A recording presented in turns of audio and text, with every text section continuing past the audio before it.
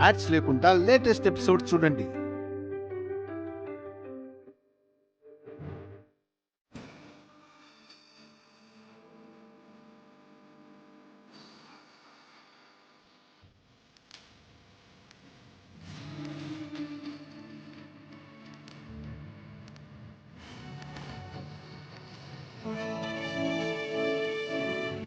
అమ్మా, అమ్మాయి అబ్బాయి ఇలా వచ్చి కూర్చోండి.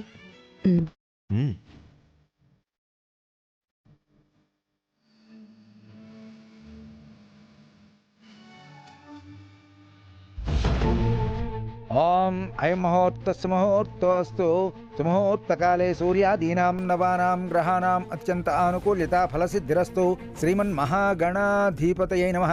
అమ్మా అక్షంతలు తీసుకోమ్మా. ఓం మహాలక్ష్మీదేవతాభ్యో నమః. ఓం గణానాం త్వా గణపతిం హవామహే కవిం కవీనాముపమశ్రవస్తమం జ్యేష్ఠరాజం బ్రహ్మణాం బ్రహ్మణస్పద ఆనుశృణ్వన్నోతివిశ్యేదసాదనం. శ్రీ గురుభ్యో నమః. పంతులు గారు బ్రహ్మ ఏం చేయిస్తున్నారు? వరుడు చేత గణపతి పూజ, వధువు చేత గౌరీ పూజ చేయిస్తున్నానమ్మా.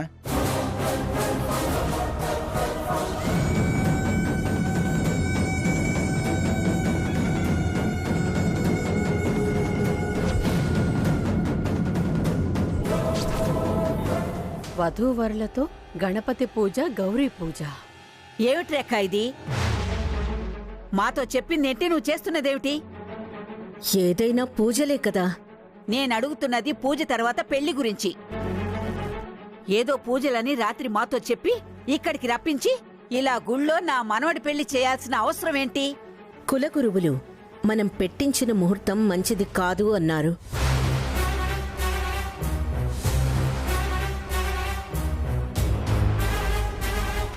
ఇవాళ తప్పితే గ్రహాలు వక్రదృష్టితో చూస్తాయి అన్నారు. తారక్ జీవితంలో ఇక పెళ్ళవడం కష్టమే అని రాత్రే చెప్పారు.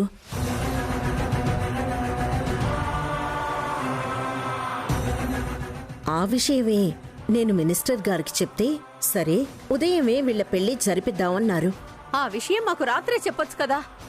ఇంతకు ముందు పెళ్లి అని చేసిన ఆర్భాటాలన్నింటికీ ఎలాంటి ఆటంకాలు ఎదురయ్యాయో మీక్కూడా తెలుసు కదక్కా.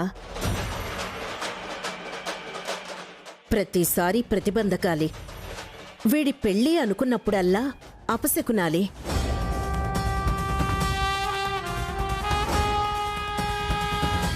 పైగా కులగురువులు హెచ్చరించి ఈరోజు రాహుకాలం వచ్చేలోపు వీళ్ల వివాహం జరిపించండి అన్నారు.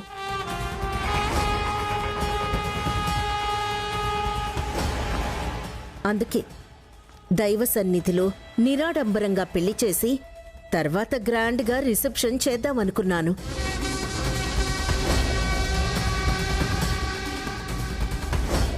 అయినా మనవడికి పెళ్లి కావడం ముఖ్యం కానీ అప్పుడా ఇప్పుడా అక్కడా ఇక్కడా ఇలానా అలానా అని ముఖ్యమా చెప్పండి? అలా ఇలా అని కాదే, కనీసం ఊళ్ళో ముఖ్యమైన బంధువులనన్నా పిలుచుకునే వాళ్ళం కదా. ఎవరిని పిలిస్తే ఏ దృష్టి ఎలాంటిదో అన్న భయంతోనే ఎవ్వర్నీ పిలవదలుచుకోలేదు. చూడండి అత్తయ్య, నాకు మాత్రం నా కొడుకు పెళ్లి ఘనంగా చేయాలనుండదా? కానీ తప్పడం లేదు. ఏదైనా మరీ ఇంత తూతూ మంత్రంగా జరిపించటం నాకు నచ్చటం లేదు రేఖ. అక్క, నీ కొడుకు పెళ్ళైపోయింది. నా బాధ నీకు తెలియడం లేదు. తారక్ శేఖర్ కన్నా పెద్దవాడని తెలుసు కదా. మళ్ళీ మళ్ళీ ఆటంకాలొస్తే పేరుపడి పెళ్లికి ఎవ్వరూ ముందుకు రారు.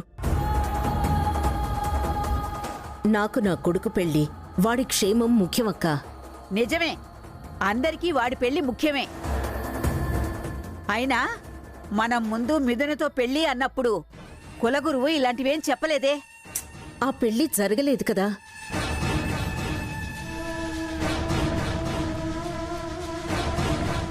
కాలాన్ని బట్టి గ్రహాలు మారుతూ ఉంటాయి, వాటి దృష్టి కూడా మారుతుంది.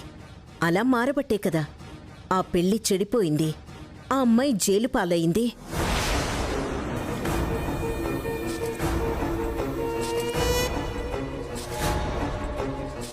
జరిగినవన్నీ తలుచుకుంటుంటే నా గుండె దడదడలాడుతుంది.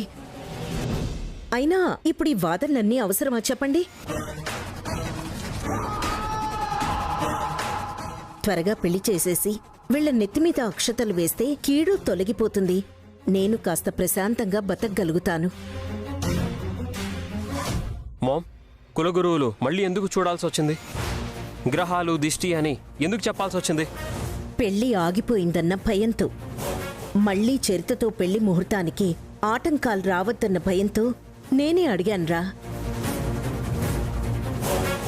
వారు చెప్పారనే చేయాలనుకున్నాను. సడన్ గా ఏంటి మామ్ ఇది? కనీసం నాతో కూడా చెప్పలేదు. అరే, దుష్టగ్రహాలు నీ చుట్టూ ప్రదక్షిణలు చేసి కీడు తలపెట్టడానికి సిద్ధంగా ఉన్నాయని గురువులు చెప్పారు. అందుకే ఇలా చేయాల్సొస్తోంది.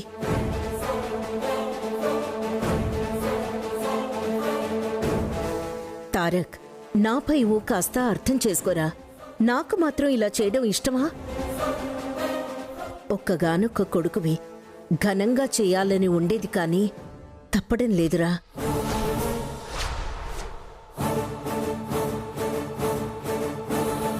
అదీగాక నువ్వు పరాయివాడివైతే గాని నా త్యాగానికి ఫలితం దక్కదురా. అదేంటి మామ్? రా చెప్తాను, రా.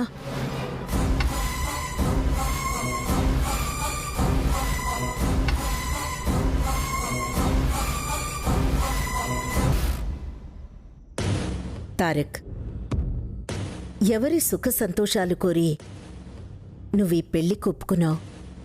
మిథున కోసమేగా? మరి ఇంకా నువ్వు తననే తలుచుకుంటే తనెలా బయటపడుతుందిరా?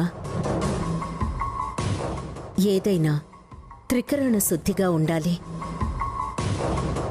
నువ్వు చరిత భర్తవైతే గాని తను నిర్దోషిగా బయటికి రాదురా.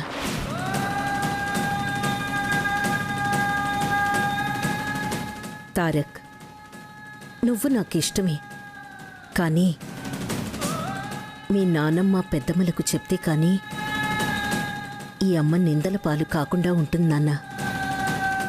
నేనేదో బలవంతంగా నీ పెళ్లి చేస్తున్నాను అన్న అపవాదు రాకుండా ఉంటుంది.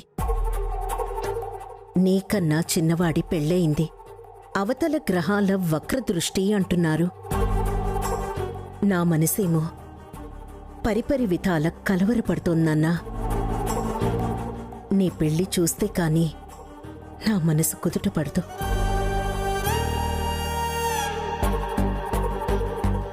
అమ్మ ఆవేదన అర్థం చేసుకున్నానా?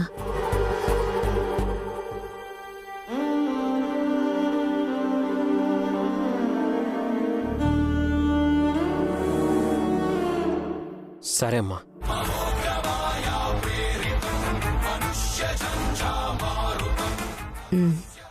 పద.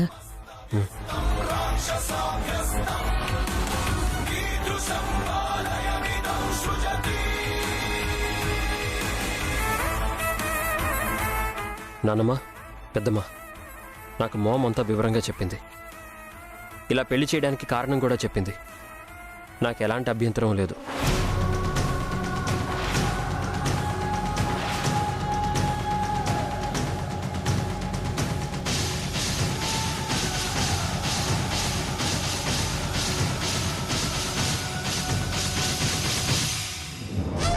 మీరు అమ్మకి సహకరిస్తేనే మా పెళ్లి సంతోషంగా జరుగుతుంది.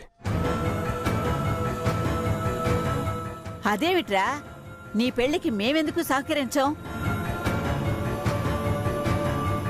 తారక్, నీ సంతోషమే మా సంతోషం. పంతులు గారు, మీరు కానివ్వండి. అలాగే అమ్మా. బాబు రండి.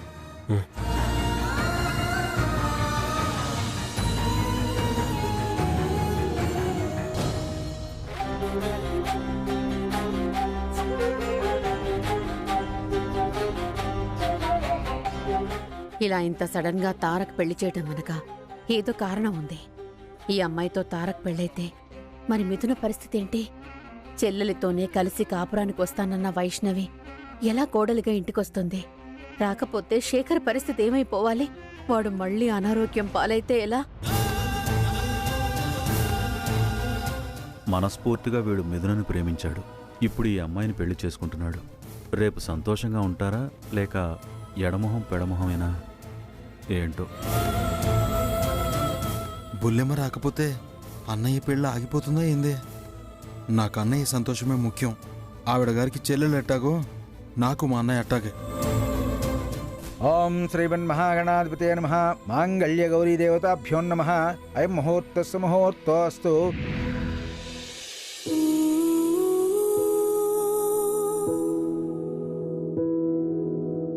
నాన్న, మేము ముందు కలెక్టర్ గారింటికి వెళ్ళి మురళిని తీసుకుని లాయర్ గారిని కలుస్తాం.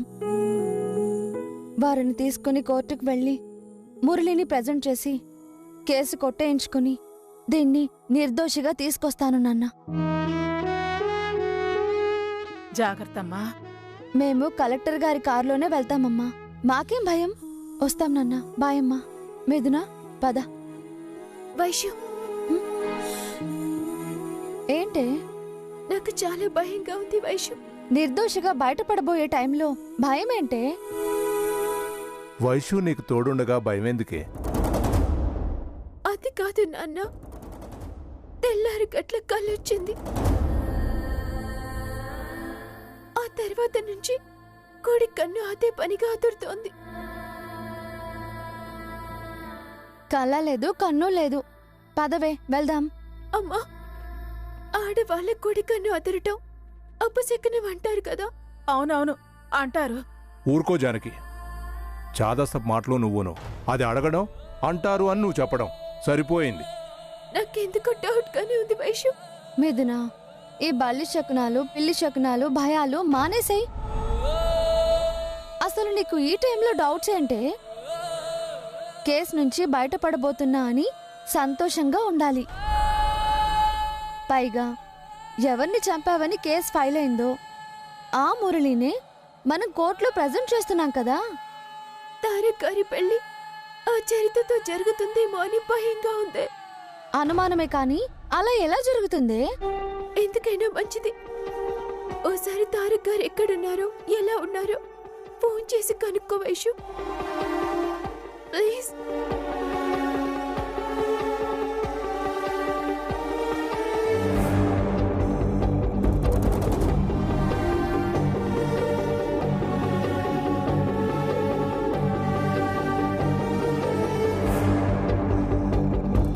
స్విచ్ ఆఫ్ అని వస్తుంది. ఒకసారి అంకుల్కి ట్రై చేస్తాను.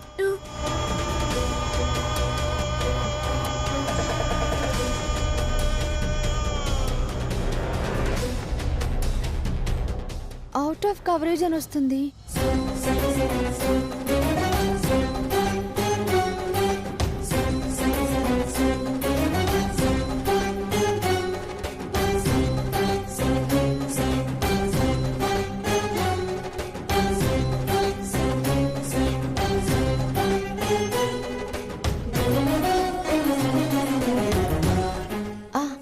ఆంటీకి ట్రై చేస్తాను.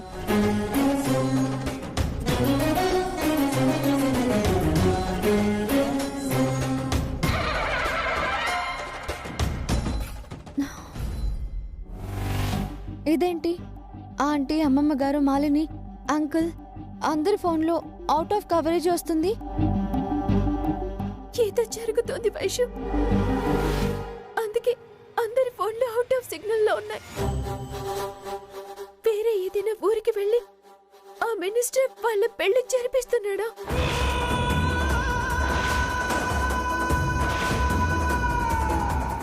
కల నిజమవుతుందేమో వైషు.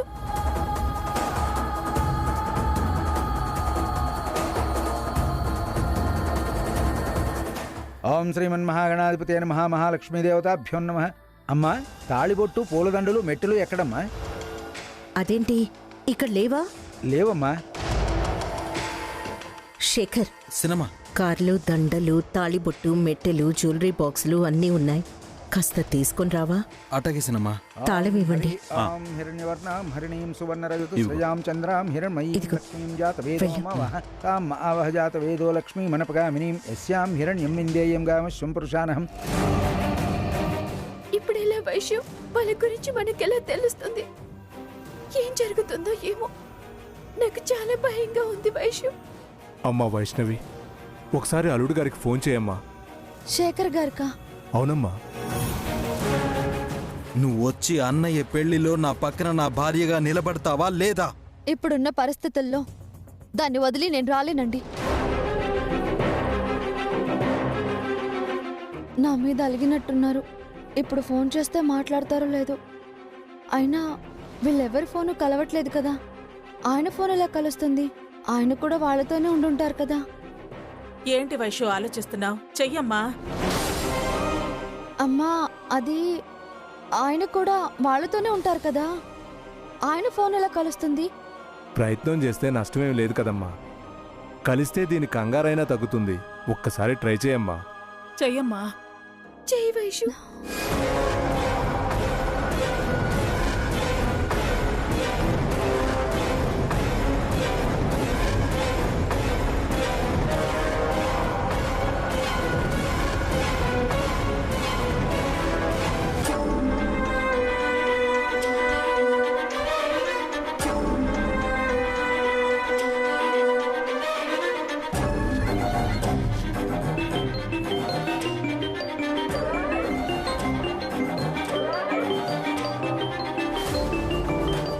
ఈ బుల్లెమ్మ మొన్న అట్టా మాట్లాడిందే. ఇప్పుడు నేనెందుకు గుర్తొచ్చాను? ఆయన అన్నయ్య పెళ్లికి రాంది నాకెందుకు? నేనెందుకు మాట్లాడాలి?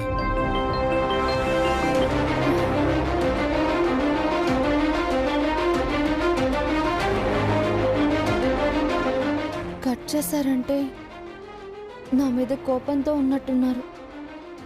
ఒకవేళ నేను కనిపిస్తే అయినా కూల్ అవుతారేమో.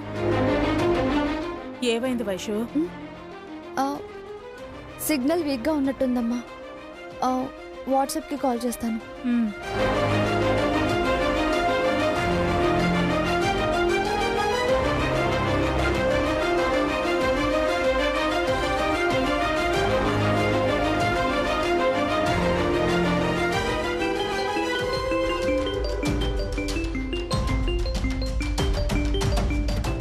మళ్ళీ బుల్లెమ్మే మళ్ళీ చేస్తుందంటే ఏం అవసరమో ఏందో. ఒకసారి మాట్లాడతాను.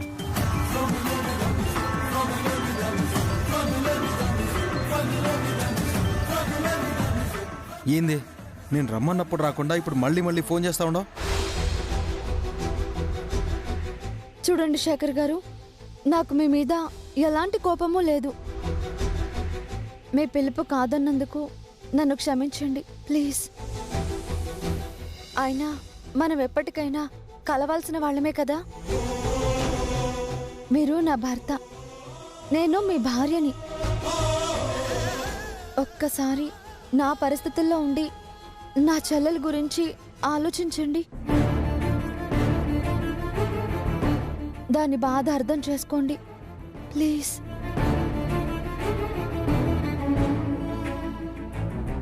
శేఖర్ గారు, మీరు చాలా మంచివారు. మీ మనసు చాలా మంచిది. మీరంటే నాకు చాలా గౌరవం, ఎంతో ప్రేమండి. నేను ఎప్పటికీ మీ బుల్లమ్మనేనండి. సరేలే, ఇంతకీ నువ్వు ఫోన్ ఎందుకు చేసినావో చెప్పు. అది నేను తారక్ గారికి, అత్తయ్య గారికి, అమ్మమ్మ గారికి, మీ చెల్లెలకి, అంకుల్కి ఫోన్ చేశాను. ఎవరి ఫోను కలవట్లేదు. అసలు మీరంతా ఎక్కడున్నారండి? తారక్ గారితో నేను అర్జెంటుగా ఒక విషయం మాట్లాడాలి. ఆయన జీవితానికి సంబంధించిన విషయం. అన్నయ్యతోనా? అవునండి, చాలా ముఖ్యమైన విషయం.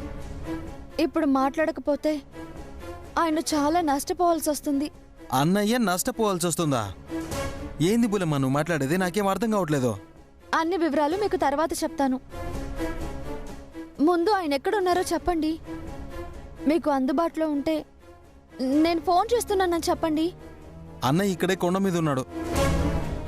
నేను పెళ్లి దండలు, తాలిబొట్టు, పిన్ని కారులో మర్చిపోతే తీసుకెళ్ళడానికి కిందికి వచ్చాను.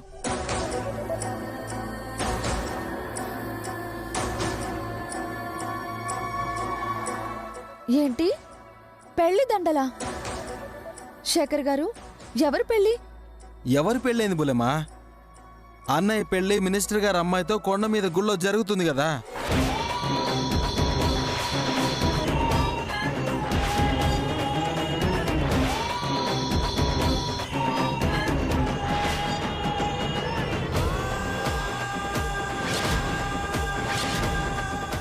అన్నయ్య ఇప్పుడు పీటల మీద కూసునున్నాడు.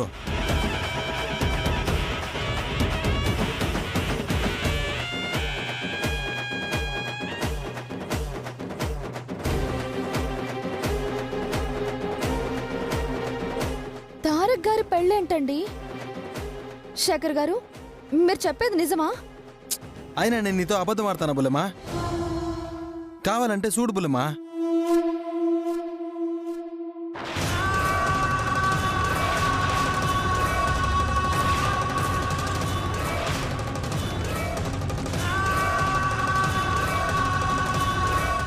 చూసావు కదా, ఇప్పుడు నీకు అర్థమైంది కదా. ఇప్పుడు నేను పోయి దండలు ఇవ్వాలి. నా కోసం అక్కడ అందరూ ఎదురు చూస్తున్నారు. నేను మళ్ళీ మాట్లాడతానులే. ఫోన్ పెట్టే.